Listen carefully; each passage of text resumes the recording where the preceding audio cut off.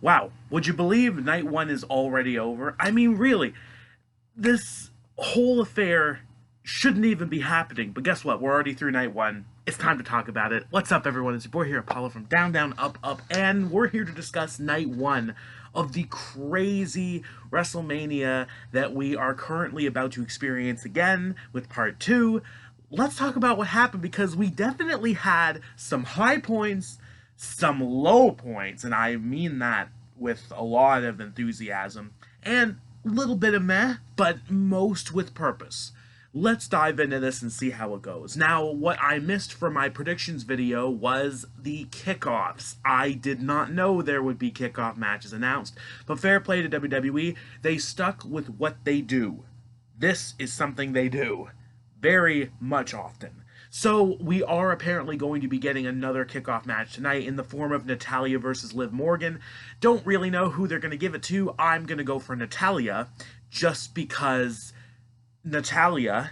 And the kickoff we got for night one, which I can dive into now, was Cesaro versus Drew Gulak. Actually a pretty decent match, if we're being honest, probably two of the best wrestlers that they have right now, and they put in the good work. I could have watched it for another 10 minutes, and to be fair, I picked Cesaro at the time, and would you believe it? He won. He won with a very strange cyclone crash, I believe. It's very similar to Gulak's finish, except Cesaro decided to spin him on his shoulders for a while, and since his arms had been worked on, he didn't use his arms. He kind of just tucked them in or something and just kept spinning him around, and then eventually dropping him and pinned him, and it was kind of funny, but it was there and it was good. Fun stuff. As far as the show goes, I can't think of much else to say besides diving in other than we got Corey Graves on the kickoff, which was annoying, but at the same time, it's good to see him and know that he's alive. 2, Stephanie McMahon introduced the show, but thankfully that's all the purpose she had there. We know better. We know better. And Gronk didn't do as much as I thought he was going to do, but to be fair, he was involved in a little bit of a skit later in with R-Truth. He showed up with the 24/7 title. Gronk punched him in the face, pinned him, but Mojo threw him off, and Mojo pinned Truth to win the title. As lame as a lot of people call this, I hate to say it, but it was quite predictable that they were going to split Mojo and Gronk at some point, and this is probably one of the best, dumbest ways to do it. So it didn't really annoy me. It was more of just a fun moment that you're not supposed to take so seriously. I can't say much more for it other than it happened, and we should give 1% attention to it. So, without any other further ado, let's dive in to the show of shows. Kicking us off was the Women's Tag Team Championship match, and this one divided so many people, including myself.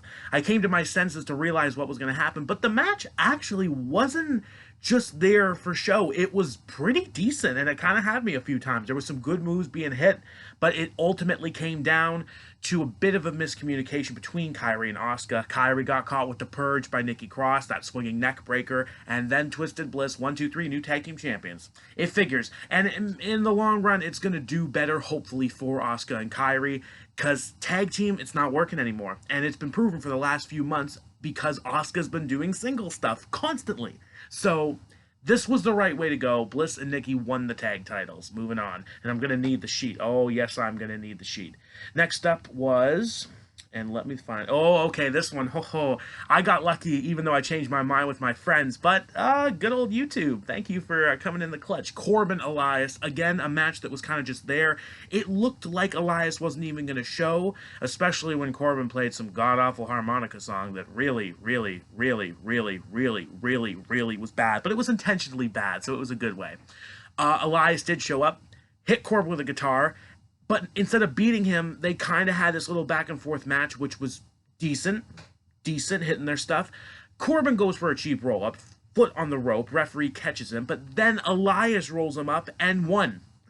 That was so random, and I'm thinking they're going to do a big spot with Gronk. Not at all. Not at all. So they gave it to Elias, fair play. My mindset on this lovely social media was correct. So there you go. Elias finally gets something better than being buried by Cena for the past 2 WrestleManias. I'm not kidding. That's literally all he's done the last 2. Moving on. Moving into match 4, oh lord, okay. This was the down point of the show for me, and definitely not in match quality, but result. It came down to Becky Shayna. First of all, this being early in the show was a huge shock, and my heart sunk because I expected bad things. But then the match started, and it was actually pretty good. It was hard hitting. It looked like something they had been building for a while that was going to be good. Trying to get in their submissions, wasn't sitting it. Shayna finally does get it. Becky rolls back, and just like Kairi Sane did at TakeOver a few years ago, pinned Shayna Baszler. This is what we did? This is what we built for? Wow. That was incredibly disappointing. Definitely the lowest part of the show for me so far, which WrestleMania usually does have one or two. This will still most likely be the most of the entire saga, even if Drew, Lord forbid, does not win. This is still going to sink more. Because we build this monster character in a cage that takes out 5 people by herself. And then when we actually get to what it counts, no, bleh. This is how it ends. Ridiculous. Wasn't a fan of this at all. I don't see a purpose to this at all. It should have been the other way around, and there should have been a brand new face for that title, roaming around, looking to break people's arms. This did not work. I don't know what's really next for Becky. Are they going to plan a rematch? Is Becky maybe going to go heel? I don't even see that coming out of this. This was a strange decision that I cannot give credit to. But let's move on. Just opinion coming out here. No disrespect to Becky. She's fun. She's great. But this was the right time to drop it. I don't see a better time coming out of this. So let's move on to the next one. Alright, 5 up. Okay, this was good. Intercontinental Championship match. Sami Zayn, Daniel Bryan. A lot of people didn't know what to expect when it came down to this, including myself. Because I'm thinking, okay, hold on a second. Sami Zayn can't really put in the wrestling anymore, can he? His shoulders are like really messed up. But apparently this happened. It looked like I was going to be right because he kept leaving the ring. But then, fair play, they started doing stuff after Gulak had taken out Cesaro and Nakamura. It turned into some hard-hitting New Japan match, and I'm not even kidding. It was stiff. This is exactly the kind of thing a lot of people wanted to see, especially even the casual fans who wanted to see Sami Zayn get beat up.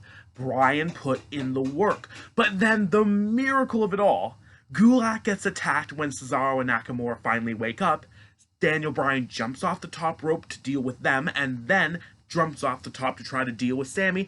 Gets caught with the haluva kick and lost! Sami actually pinned Daniel Bryan. I couldn't believe it. This was great. I didn't see hope in Sami Zayn actually keeping the title. I thought this was just such a one-off to finally give him something. No. This is a lot more of a reward than I thought it was, because Sami actually won. He actually won and kept the Intercontinental title.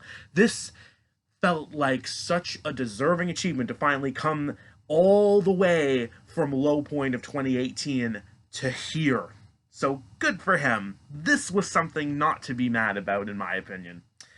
Next up. Okay, this was some good improvising, because next up was the SmackDown Tag Titles, and it didn't even become a tag match, unlike what I thought the expectation was going to be. No. Instead, we decided, because Miz was out, let's cut Big E, and let's cut Jey Uso, a regular triple threat ladder match, and with Kofi, Jimmy, Morrison.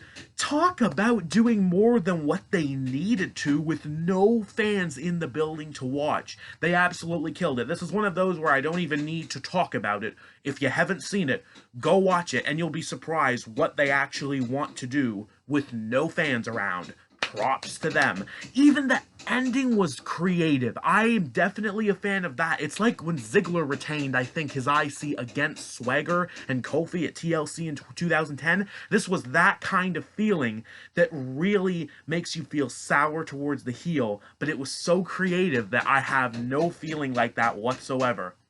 They both had the, what's it called? The holder that the titles were strapped to. They unhooked it, but all 3 of them were holding it.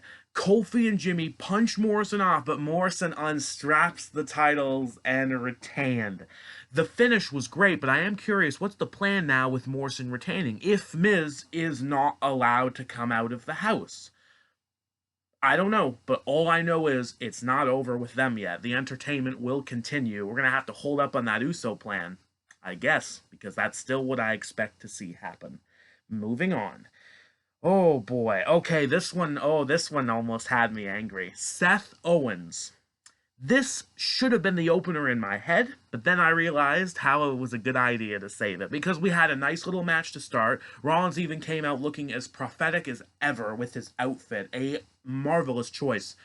Good match, but then Rollins hit Owens with the ring bell and was disqualified. My mind was like completely fed up at this point because seeing Becky retain the title was ridiculous in my head of how things had planned out, and now this. But no, it was a tease. It was a good tease, very good tease as well, because Owens got on the mic, he called Rollins a little bitch, get back here, restart it, no disqualification. And they had some fun with that rule. Some chairs, some more bells, and then Owens finally got his moment because he had Rollins on the announce table, and he jumped off the damn sign in the center. I could not believe that. That was nuts. Put Rollins through, got him back in the ring, and stunned him 1, 2, 3. Owens actually won and finally got his. Didn't expect this. Did not expect this. This was a good feel moment, and if I'm looking correctly at what was next. The good feel moments actually continued because next was the Universal title match. And instead of Reigns, it was Strowman versus Goldberg. My heart wasn't put into this match much until, oh my God, Strowman's kicking out of spears. He's hitting power slams. I think 4 power slams later, he won. He won. I couldn't believe that. That was out of nowhere in my mind. They finally gave Braun the big one. Even in an arena with no fans, for me, this felt good because it's someone who has been held down for way too long, like 3 years at the very least. And look what happened. Look what happened. He actually won. So this was the plan all along, to drop it at Mania, with Roman or not, because Braun did it. I don't know what they want to do if Goldberg Reigns is still on the table, but all I know is right now, Braun is champ, and we should be looking at it in a more positive way because he finally did it, and I just don't see the negativity in this. I don't see the negativity in this. The match was exactly what a lot of people thought it was going to be. Whoever won, it was just going to be a finisher fest. And it was, except Goldberg lost. And they actually put it back on someone who puts in the work every single week when he shows up. So I just don't have any negative thoughts here. Good stuff. And then the last one I can't even dive into much because it's just a horror movie that you need to watch. It was Undertaker and Styles in a boneyard match, and like of course it was a buried alive match. Of course it was. I think we all came to that assumption weeks ago. But then what they did was so absolutely ridiculous. Like I said, it felt like a movie. It felt like a movie. It was about a million times better than all the House of Horror crap they put out. It was better than the Wyatt Compound stuff. This was something they decided to work on for maybe a couple of days even. I don't know. They used what they needed to use. The bottom line, it was what it should have been. I can't praise it enough because you can't look at this as a wrestling fan perspective. You need a bit more, and I love horror. This had a few good elements that worked. So I'm not even going to tell you all about this. It's something you need to go watch for yourself. I'm not even going to tell you who wins. This is just something that you need to watch for a good 20 minutes and enjoy out of your expectation. And that's it for night 1. So, all in all, it was a good night with some surprises, some letdowns, but some good feel moments that made it feel a bit more special than it usually should. Done. Hope you all enjoy night 2. And to reiterate, night 2, I believe, will have Aleister Black and Bobby Lashley. I picked Black. It will have Natalya Liv Morgan on the kickoff. I already explained my prediction for that as Natalya. Street Profits defending against Garza and Austin Theory. I have the Profits. 5-way elimination for the Women's Championship on SmackDown. I picked Naomi. Backside, Otis Ziggler, I picked Otis because, dear God. Ripley Charlotte, I picked Charlotte. Yeah, that's a risky one. Cena and Fiend in the Firefly Funhouse match. Will it top the Boneyard match? I don't think so, but I picked the Fiend. Last man standing, Edge Orton, picked Edge, and Drew Brock for the WWE title. I picked Drew, and that's it. That's night 2. Will we get a good show? I don't know, but let's see what happens. Like, share, subscribe. See you all after night 2. Keep it real.